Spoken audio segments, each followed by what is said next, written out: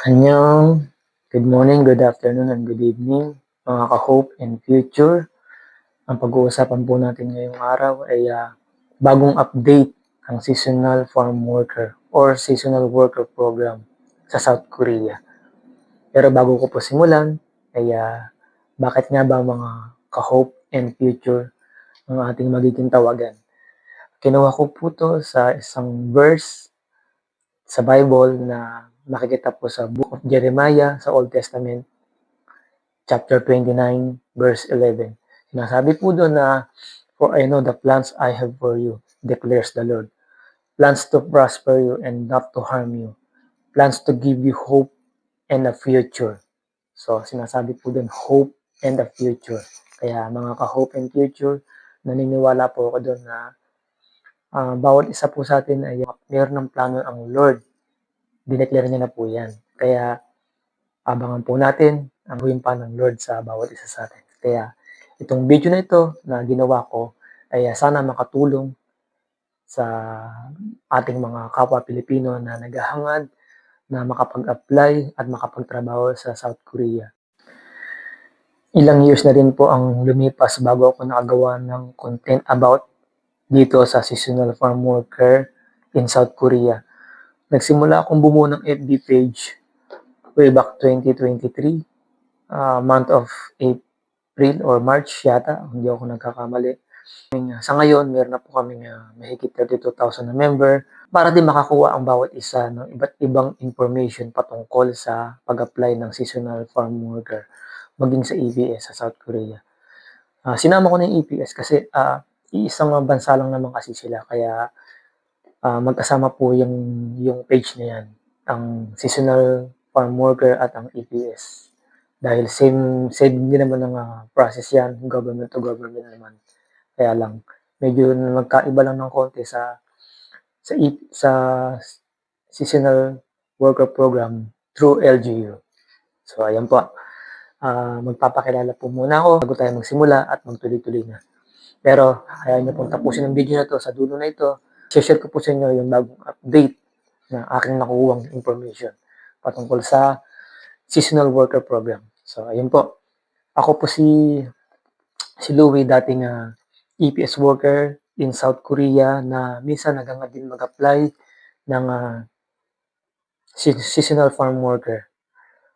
Pero hindi ako pinalad dahil may masigit palang plano ang Lord para sa akin. Kaya naman palagi kong pinanghahawakan yung yung good hope and future na sa Book of Jeremiah, chapter 29, verse 11. Ito nga ba sinert itong video na ito? Kasi napakadami na pong nag-PPM sa akin kung paano daw ang pag-apply. Kung recruitment daw ba ako, kung may placement ba raw, etc. etc. So, kaya ako po ay napilitang gumawa na rin kasi gusto ko pong makatulong sa ating mga kababayan, sa ating kapwa na naghahangad mag-apply at makapagtrabaho sa South Korea. Sa totoo lang, hindi lang naman po South Korea ang may opportunity ganito. So, pero syempre dahil South Korea ngayon ang medyo patok at boom sila ngayon sa agriculture, maging sa manufacturing, ay magandang destination para sa Asia ang South Korea. So, kaya yun po.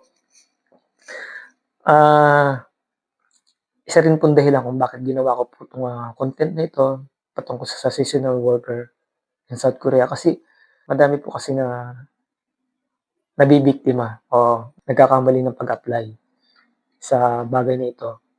Kagaya ko, isa na rin po ako doon na nabiktima. Nagkamali ako ng pag-apply sa isang Korean language training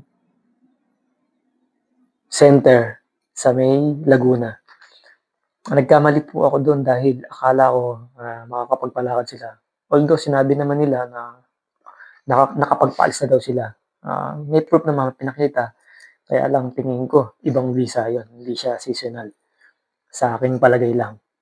Na-realize ko na lang, late na lang. So, kaya ito, sinishare ko po sa inyo para hindi po kayo magkamali or maligaw ng pag-apply. Kasi, yung mga broker, mga agency, or mga Korean language training, center. Wala po silang kakayanan na makapagpalakad o makapagpaalis. 'Pag nag-apply ka sa kanila, peperahan ka lang nila. Kaya yung time na yun ako po, naperahan lang ako nun. Kahit na ex-Korean na ako for almost 8 years sa South Korea, mag-aaral pa ako ng Korean language, sa basic kaya ko naman sa aking palagay. Kaya nung nag-training ako nun, yung teacher nagtataka kung bakit nakakabasa ako at nakakapagsulat ng mabilis. Kasi, inamin ko rin na ex-Korean ako. At yun, kaya po, parang dun pa lang akala ko kasi, makakaalis ulit ako. Gusto ko kasi makalakad pa ulit, gusto ko magtrabaho sa South Korea kasi maganda po ang, benefits, sa totoo lang po talaga. Kaya yun po, ito pong dahilan kung bakit, shine-share ko sa inyo 'to para po magkaroon po ng guidelines yung ating mga kababayan o yung kapwa nating Pilipino na naghahangad na makapagtrabaho sa South Korea, lalo na po sa Seasonal Workers Program under government through LGU. Yun, maging sa APS, maganda naman po yung program ng APS. Sabi nila, mag-aaral pa, mag-aaral pa 'pag APS daw. Kahit naman sa seasonal farm worker, kailangan mo rin naman magsalita ng lengguwahe ng Korean. So, mag-aaral ka din naman.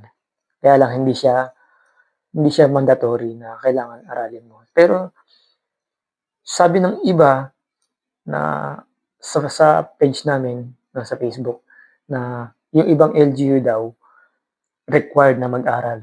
Dapat talaga mag-aral kasi yun po yung gagamitin nyo ng communication sa Korea. Kaya kailangan mag-aral talaga ng Korean language. So, ayun po, kaya po dapat lagi tayong mapanuri sa ating ina-applyan. So, wala pong ibang agency, broker. Sa mga broker, wag po kayong maniniwala. Marami na pong na nireklamong mga broker. At sa pagkakaalam ko po, may mga kinasuhan na. Hindi ko lang po sure kung may nakulong na.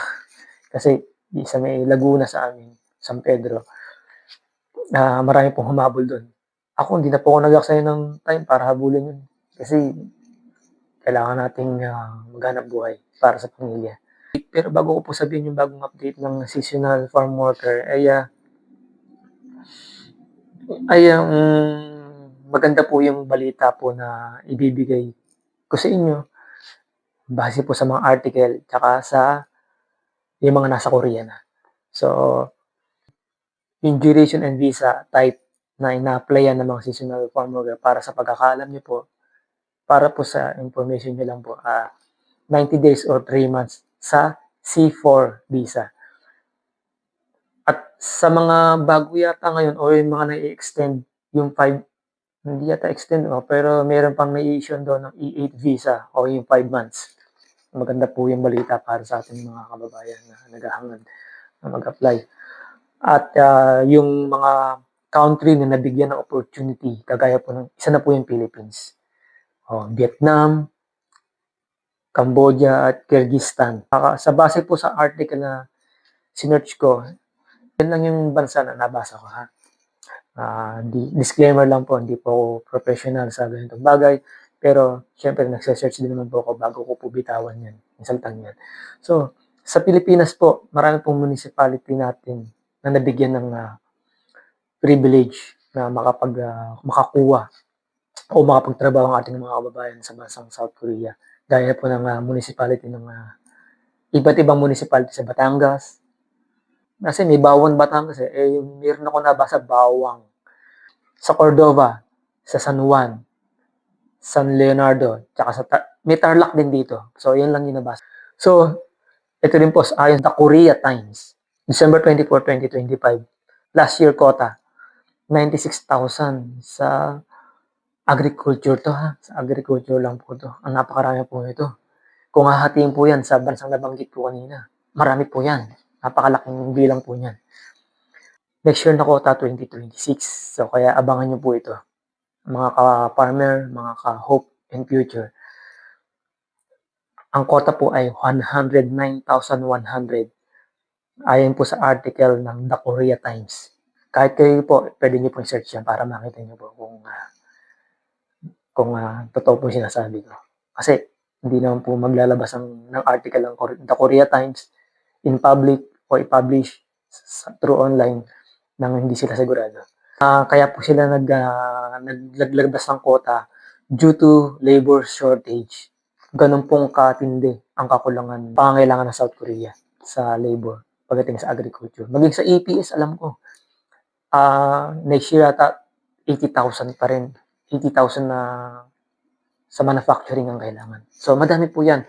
Kaya po sa mga advice ko lang sa mga bata pa, hindi pa siya overage. Hindi pa niya naabot yung age limit ng EPS program. Ang EPS po ay Employment Permit System na which is makakapagtrabaho lang po ito sa manufacturing. Mas maganda benefits nyo at saka mas mahaba ang kontrata. Kung ako po tatanungin nyo, mag-i-EPS po ko kung pasok pa yung age ko. Kasi ang age ng EPS is 18 years old up to 37 years old. So, yun po. Kung pasok ka pa doon sa age bracket na yan, mag-EPS ka po kaysa sa seasonal farm worker. Ganyan din naman, marami nagsasabi, mag-aaral pa kasi sa EPS, mag-aaral pa ng Korean tapos mag-exam pa, magbabayad pa. Same lang din naman po yun.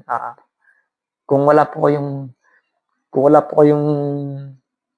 pera, alam ko naman po, problema lang po, pera lang para makapag-aral. Kasi medyo mahal po medyo pricey po, mag-aral ng Korean language. So, kung wala kang pera, mag-invest ka sa time. Tip ko lang yan. Pwede ka naman mag-self-study. So, ayun.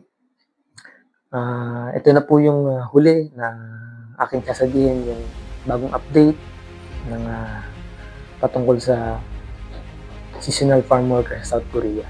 Sa balita, 2025 ka ngayong taon. Napanood ko sa balita sa TV Patrol na pangangasiwa na ng DMW or POEA ang seasonal worker program. Nagkaroon na sila ng agreement, MOU. Yung MOU, Memorandum of Understanding. So, ibig sabihin, nagkaroon na po ng pirmahan doon na ang may authority na lang o ang may authority lang na makapag-process ng seasonal worker program o seasonal farm worker sa South Korea ay ang DMW. Sinerch ko sa website nila, wala pa, hindi pa nilalabas siguro hindi ko pa rin nabasa rin. Pero kaka-update ko lang, hinanap ko talaga, wala pa rin. Baka by next year or abang-abang po tayo, maging maagap po tayo sa pag-abang kasi once na naglabas yan, sigurado hindi dumugit po sa POE sa Ortegas, DMW. Kasi sabihin natin malabo pang mangyari kasi marami din akong vlog na napanood, yung mga vlogger na nasa South Korea. Yan po yung mainit na pinag-uusapan, yung kung sino ba mag-handle ng pag-apply ng seasonal farm worker, kung through LGU to LGU pa rin ba or DMW na. Kahit yung mga vlogger, wala pa rin silang idea. So, sa tingin ko lang, yung mga nabigyan na ng privilege na makapag-hire ng seasonal farm workers sa mga municipality na meron na, okay na yan, as is na yan. Pero, yung mga wala pang mga municipality na naghahangad, yun po yung abangan natin. Baka, ang DMW na po mag-handle niyan. Kung ganun po mangyayari, parang EPS po mangyayari. Mas maganda po yun kasi mas secure, may benefits, tsaka yung mapapangalagaan ang ating mga kababayan na makakapagtrabaho sa bansang South Korea. So, yun po. Maghintay po tayo ng update dyan kung talagang direct na po ang pag-apply sa DMW. Pero syempre, sa mga nagbabalak mag-apply, be ready po tayo at samahan nyo ng matinding panalangin. Matinding panalangin po yan. Bibigyan ko po isang verse pa. Sa Matthew chapter 6 verse 33, sinasabi po doon, but seek first the kingdom of God and His righteousness, and all these things shall be added unto you. So, lagi po natin unahin si Lord sa lahat po ng ating mga gagawin, sa ating mga desisyon, sa ating mga plano. lagi po natin isisik si Lord. Paano ba natin siya isisik? Mag-pray muna tayo. Hingin muna natin yung guidance niya para hindi po tayo magkamali o ma-lessen yung pagkakamali natin. So yun po, yun lang po ang mga hope and future. Ayun, at kung nakaabot ka sa video na ito, mga ka-hope and future, maraming salamat po sa inyo. At kung nagustuhan niyo po ito, please paki-click naman po yung like and subscribe button para sa mga bagong update na video na aking i-share. Isi-series ko po ang video na ito, ang topic na ito para malaman niyo kung gaano po tayo binless ng Lord. Kaya makita-kits po tayo sa next video. God bless us all. Bye-bye.